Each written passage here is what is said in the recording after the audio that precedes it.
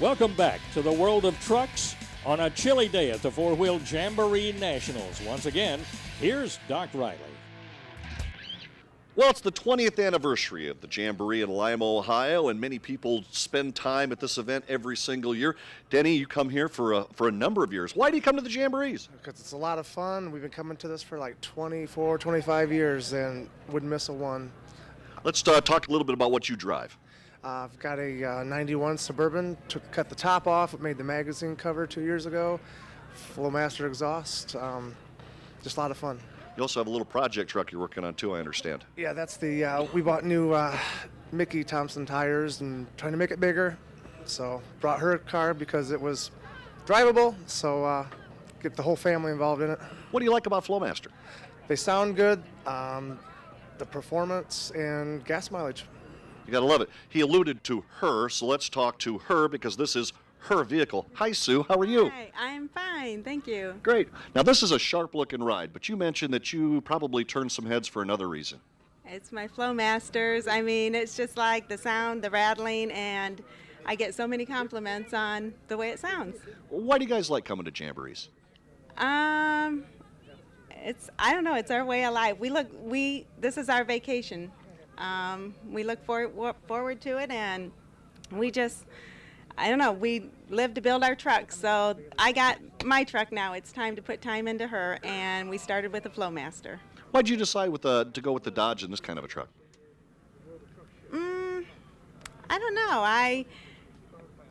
I never had a truck. I had cars, and then Denny, he's always had trucks, and he said, we're a truck family, so you can do a lot to them. And just with what we've done to this, the little things, believe it or not, my daily driver has turned heads while we're here, and I don't know, I just enjoy it. Nice color, nice graphics, a nice package all around, and she mentions one very important thing. You can do a lot with trucks, not only in the look and the style, the horsepower, but remember, every single truck is functional. And throughout the next couple of weeks on World of Trucks, you're going to see lots more functional trucks. But Sue's got a nice truck right here. Sounds good, and it's just about the perfect package. Well, Griff, this may be the key to the whole day as we see a touch of madness. This is driven by Gary Reddick, and he's got his work cut out for him, the Class 4 champion for the past several years, and that is Keith Mitchell in the Magician. Well, Keith making the transition to Class 5 this year, and a whole new learning curve. Yeah, you bring some things from Class 4, but it's a whole different animal, as we can see. The struggle to keep it in bounds. Gary having that trouble over there in the driver's left lane. Keith able to take the better run. And this will be Tim Wheelis in Simply 2 facing Byron Rogers. And Griff, you nailed it a minute ago. Looks like a few feet out, that's where they run into trouble. Yeah, as soon as the machine builds some speed and the weight settles back onto the front, that's when the handling of the machine comes to be an issue. As the front settles back down, if it doesn't come down in a kind and gentle way, the machine becomes a handful. Take a look at the reaction time. At 6:05, it's the fastest we've seen so far from Byron Rogers. And this one's all mine, driven by Tommy Chick, and he will face, what an appropriate name for today, Sloppy Joe, driven by John Bernal. And you know what? You've got to get out and see these machines up close and personal because they represent huge feats of engineering. Is the fact that these class definitions are so wide open that allows for so much innovation. So many strategies and technologies that some people think are going to work and do better. It's nothing but one big experiment that is great to feast your eyes on. You got to get out to check this out. John with the faster pass there. And almost always a top 10 run is put on by Kevin Stone in the grind. He's coming up now against the Purple Passion, driven by Charles Doster. And just as quickly as I talk about the engineering, don't forget that art also is in play as well. You gotta love that classic Chevy look, that high boy look that Charles Doster is sporting in the near lane. But I'll tell you, nothing beats just flat out performance. That far lane with a little bit of a moment.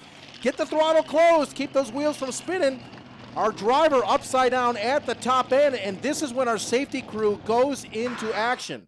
Let's take a look one more time and try to see. We talked about the front end settling, and everything looks good there. He strays out of bounds, and the machine got sideways and couldn't come back around. The roll cage doing its job, and you can see that drama there.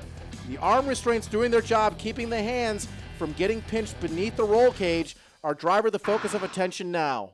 Well, the grind takes a pretty nasty run, and you can see as the tire comes completely off the wheel housing right here. Of course, they're all bolted in there, and it's ripped completely right back out.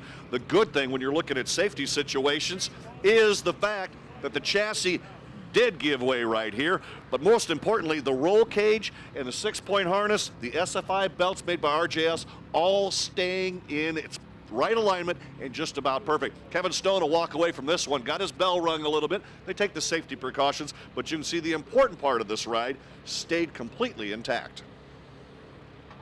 Thanks, Doc. World of Trucks is being brought to you by Honda, the power of dreams, and by Hallmark, built strong for the way you work and play.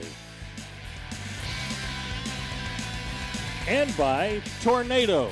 Don't drive without it under the hood. Stay with us. We'll be back.